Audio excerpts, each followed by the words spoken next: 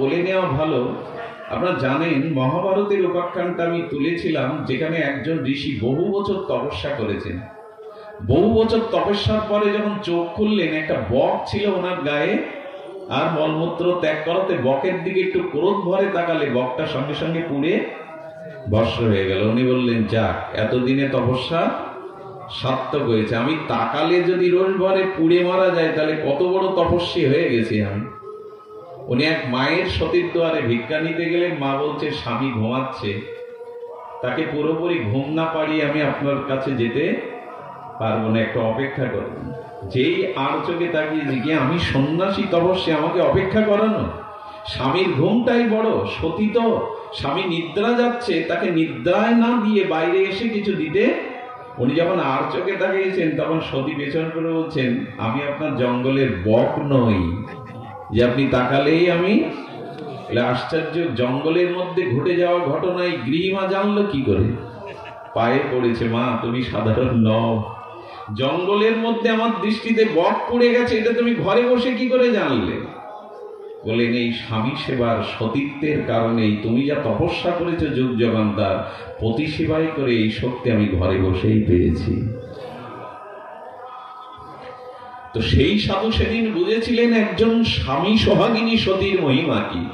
তারপর আজকে শুনবো প্রথম উত্তম সতীর কথা। শুনুন, সীতা আমাকে বলছেন, অনুসূয়া, যে রমণী অগ্নি ব্রাহ্মণ সাক্ষী করে আর দ্বিজ ব্রাহ্মণ বেদ সাক্ষী করে স্বামিত্বে পুরুষকে বরণ করে, সেই উত্তম সতী, সর্বোত্তম সতী, সর্বোৎকৃষ্ট সতী সাধ্বী, যিনি জেগে, অর্থাৎ যিনি জাগরণে নয়, নিদ্রাতেও কখনো পরপুরুষের ভাবনা তার মনে চিন্তা আসে না, ইনি হলেন সতীদের মধ্যে উত্তম বা শ্রেষ্ঠ। আবার বলি, জাগরিত অবস্থায় না, জাগরিত অবস্থায় না, ঘুমের বা স্বপ্নের মধ্যেও যিনি পরপুরুষকে হৃদয়ে দেখেন না, তিনি উত্তম। এইটা বর্তমান সময়ে সম্ভব নয়। তবে এর একটা দৃষ্টান্তও আছে। মীরাবাই যখন বৃন্দাবনে গেলেন, আমাদের হরিদাস ব্যাসজি, উনি রমণী মুখ দেখতেন না, কোন রমণীর মুখ সনাতন গোস্বামীও দেখতেন না, হরিদাস দাসজিও দেখতেন না। মীরা গিয়ে বলছেন, ওনাকে একটু ডেকে দিন, মীরা এসেছে, আমি ওনাকে প্রণাম করবো, আশীর্বাদ নেব। সেবকদের বলে দিলেন, ওনাকে গিয়ে বলো আমি মহিলা মুখ, বৃন্দাবনের অনেক বাবাজি আছেন এখনো দেখেন না, বলছেন আমি নারীদের মুখ দেখি না। মীরা হেসে কি বলল জানেন? মীরা হেসে বলল, ওনাকে গিয়ে বলো, মীরা জানতো বৃন্দাবনে পুরুষ মাত্র একজন, শ্রীগোবিন্দ পরম পুরুষ, আর সবাই গোপী, আর সবাই নারী। এখন দেখছি আর এক পুরুষের আবির্ভাব হয়েছে, তো কে সে? যেই কথাটা বলা হয়েছে, হরিদাসজি চমকে উঠেছেন। সত্যিই তো, বৃন্দাবনে গোবিন্দ ছাড়া তো কেউ পুরুষ নন, এখানে তো সবাই গোপী। উনি দৌড়ে এসে দেখছেন সাধিকা মীরাবাই সামনে দাঁড়িয়ে। মা, বড় ভুল হয়ে গেছে, আমার পুরুষ অভিমান এসেছে। বৃন্দাবনে পুরুষ অভিমানে ভজন হয় না, একমাত্র পুরুষ গোবিন্দ। সতী নারী কি দেখবে? আমার পতি একমাত্র পুরুষ, আর সকলেই জগতে রমণী। ইনি হলেন উত্তম। এই স্তরের উত্তম সতী আমাদের পক্ষে সম্ভব নয়, কিন্তু দ্বিতীয় রেখেছেন। দ্বিতীয় নাম্বারে কারা? শুনছো তো মায়েরা? শব্দ জ্বালাতন করছে না তো? শোনো মন দিয়ে, আর এটি শুনতে হবে। শুনুন, এই কথাটা যখনই মায়েদের বলা হবে পুরুষরা যেন নেচে না ওঠে, তাহলে আমরাই তো আমরা এর মধ্যে পড়ি না। ঠিক উত্তম পুরুষ তিনি, যিনি রামচন্দ্রের চরিত্রের অধিকারী। যেদিন শূর্পণখা সুন্দরী যুবতী রূপ নিয়ে রামকে বরণ করতে এলো, প্রেম নিবেদন করতে এলো, শূর্পণখার দিকে রাম একবারও তাকাননি। যতবার নিবেদন করছে ততবার সীতার দিকে তাকিয়েছেন। আর রাম বলেছিলেন, এক পত্নী ধরো, সীতা ছাড়া জগতে আমার কাছে আর সব রমণী হলো কন্যা, ভগ্নী আর মা। আমার কাছে সীতা ব্যতীত এই জগতে আর যত রমণী আছে তারা আমার কাছে মা, কন্যা, ভগিনী। আমি আপনাদের একটা কথা অনুরোধ করব, পর স্ত্রীর প্রতি এই তিন ভাব বলা যে শাস্ত্রে, কন্যা, মা আর ভগিনী, এই যে আংটি, এই যে বৌদি, ভাবি, এইগুলো আমাদের বেদের শাস্ত্রে বলেনি। লক্ষণ মা জানকীকে মা বলেই ডাকত। বৌদি বা এই উচ্চারণ, বৌদি বলা যাবে না আমি তা বলছি না, কিন্তু এই ভাব ছেড়ে যখন অন্য ভাবগুলি আসবে তখন আপনার ভিতরে আবিলতা আসা স্বাভাবিক। কোন একটা আবিলতা এসে যাবে। মা, কন্যা, ভগিনী এ ব্যতীত নারীকে অন্য কোন রূপে দেখতে গেলেই আপনার চিত্ত বিচলিত হবে, বিচলিত হবে। এই জন্য বলছেন যে একমাত্র তিনি সবাইকে রমণী মনে করেন, নিজের পতিকেই কেবল পুরুষ মনে করেন, ইনি উত্তম। দ্বিতীয়, সংক্ষিপ্ত করে বলি, দ্বিতীয় কারা? দ্বিতীয় হলো তিনি জানেন, দ্বিতীয় সতী হলো তিনি জানেন আমার স্বামী ছাড়া জগতে অন্য পুরুষও আছে। এটা তিনি জানেন, আমার স্বামী একমাত্র পুরুষ না, এটা দ্বিতীয় নাম্বারে, অন্য পুরুষও জগতে আছে। কিন্তু সেই অন্য পুরুষ যারা আছে তারা আমার কাছে পুত্র, ভ্রাতা, পিতা, এই দৃষ্টিতে যারা অন্য পুরুষকে দেখে এরা দ্বিতীয় স্তরে সতী। বোঝা গেল কি? আমার পতি পুরুষ, আর কোন পুরুষ নেই উত্তমের মতো সে ভাবতে পারে না, এই জন্য তো সে দ্বিতীয়। সে পুরুষ দেখে, জানে, কিন্তু তিনটে সম্বন্ধকে জড়িয়ে রাখে, পুত্র, ভ্রাতা, পিতা। যারা এই চিন্তা করে অন্য পুরুষের প্রতি এরা দ্বিতীয় স্তরের সতী।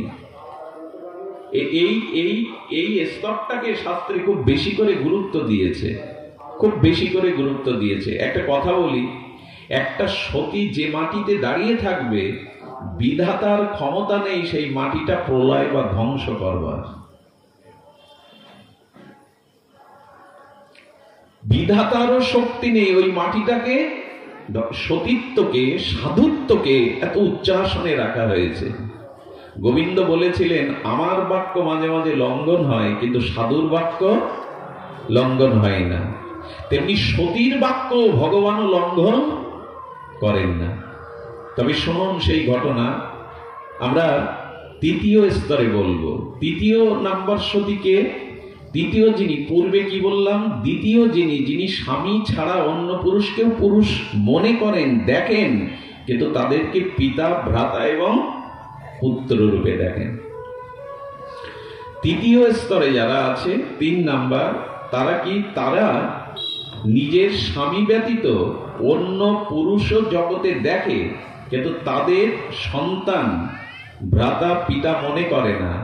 তারা সুন্দর সুদর্শন যুবকদের প্রতি তাদের মন চলে যায়, কিন্তু মনে মনে তারা অন্য পুরুষকে কল্পনা, ভাবনা, জাল বনে, কিন্তু পরকালে নরকের ভয়ে, সংসার উচ্ছন্ন যাওয়ার ভয়ে, ধর্মের ভয়ে তারা সেই মনের ভাব বাইরে সাকার বা প্রকাশ, বাস্তবে রূপ দেয় না। এরা হলো তৃতীয় নাম্বারের সতী। বোঝা যায়? শোনা যাচ্ছে তো আপনাদের? তার মানে তিনি জানেন যে আমার পতি ব্যতীত জগতে সবাই আমার পিতা, সন্তান, ভ্রাতা নয়।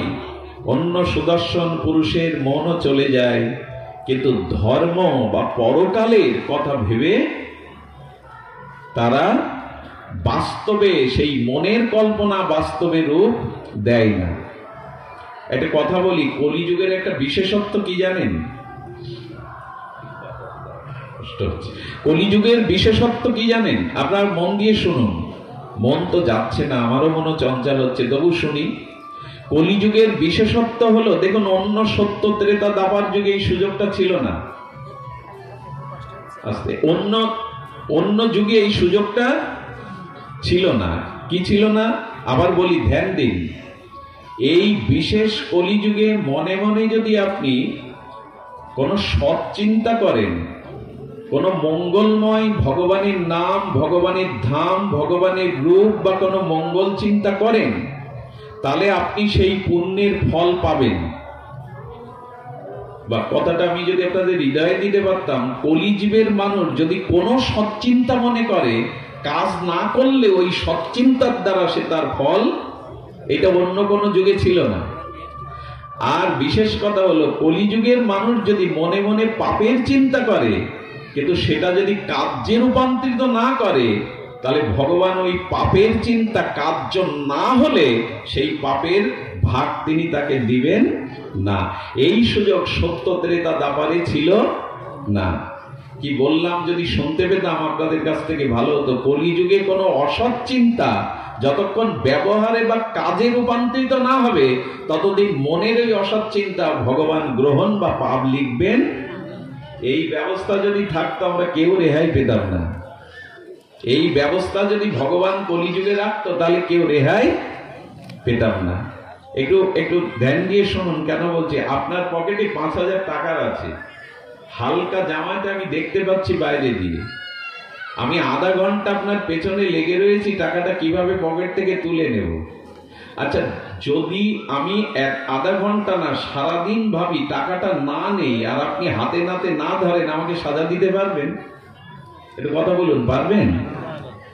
আমি ১০ ঘন্টা আপনার পেছনে ঘুরেছি ওই টাকাগুলো নেওয়ার জন্য, পরিকল্পনা করেছি, ঘুরেছি, কিন্তু টাকা না নেওয়া পর্যন্ত, না ধরা পড়া পর্যন্ত ও আমাকে সাজা দেওয়ার ক্ষমতা রাখে না। তদরূপ মনে মনে যে পাপের চিন্তা কলিযুগে আসতেই পারে। আমাদের খাদ্য ঠিক নাই, আমাদের সঙ্গ ঠিক নাই, আমাদের আচরণ ঠিক নাই, পাপের চিন্তা আসবেই, সকলের আসে, কিন্তু ওটা কার্যে রূপান্তরিত করবেন না। এই জন্য শাস্ত্র বলছে যদি কোনো খারাপ চিন্তা মনে আসে, খুব কুচিন্তা, ওর জন্য একটু অপেক্ষা করো। আর যদি কোনো সৎ চিন্তা মনে এসে যায়, তাহলে ওটা বর্তমানে প্রয়োগ করো, ভবিষ্যতের জন্য রেখো না।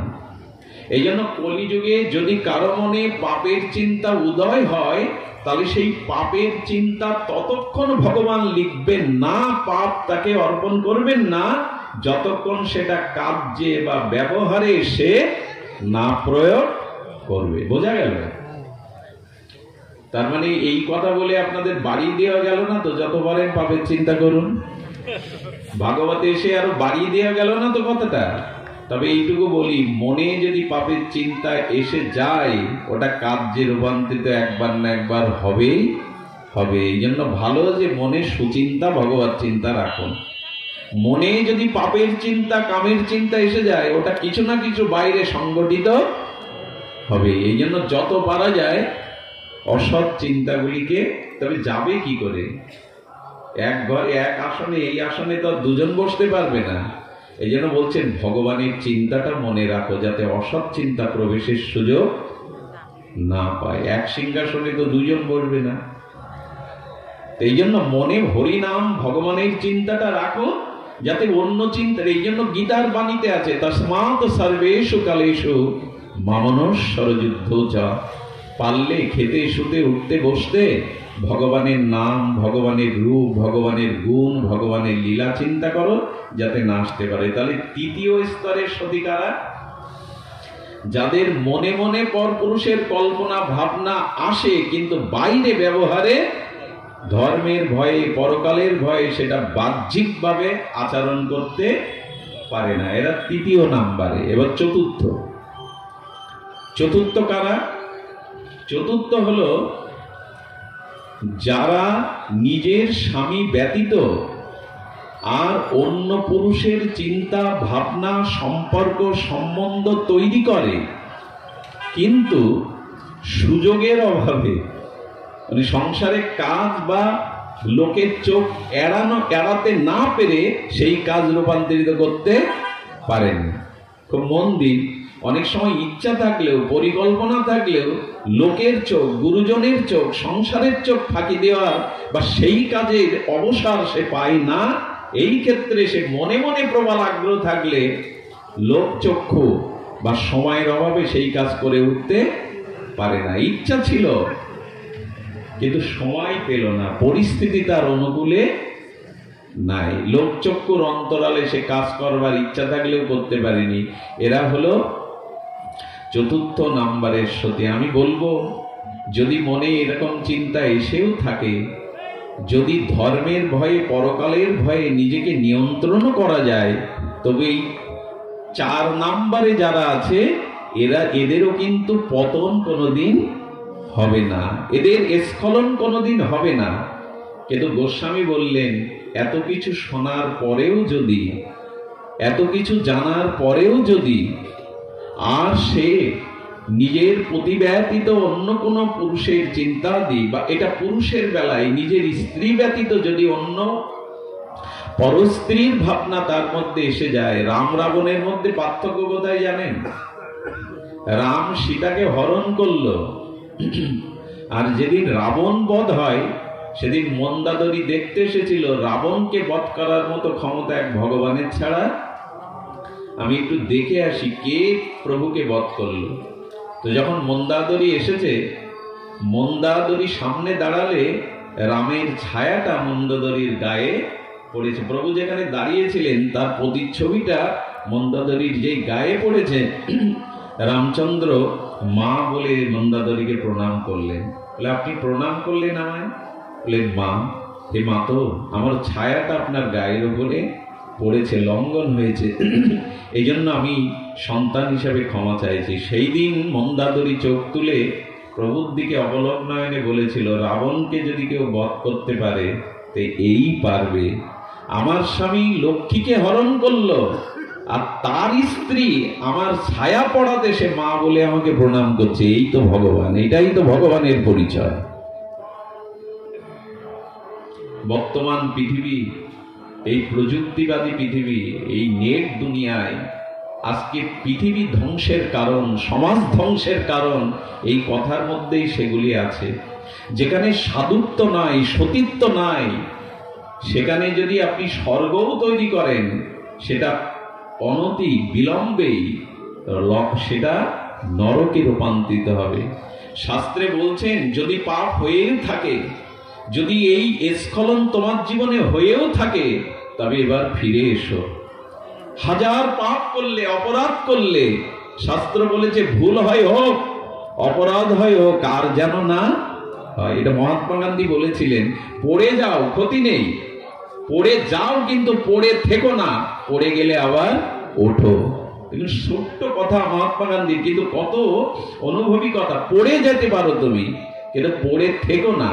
যদি পড়ে যাও, পড়ে থেকো না, এবার ওঠো। জীবনে যদি এই ভুল হয়ে থাকে, আর ভুল করো না, এবার ফিরে এসো।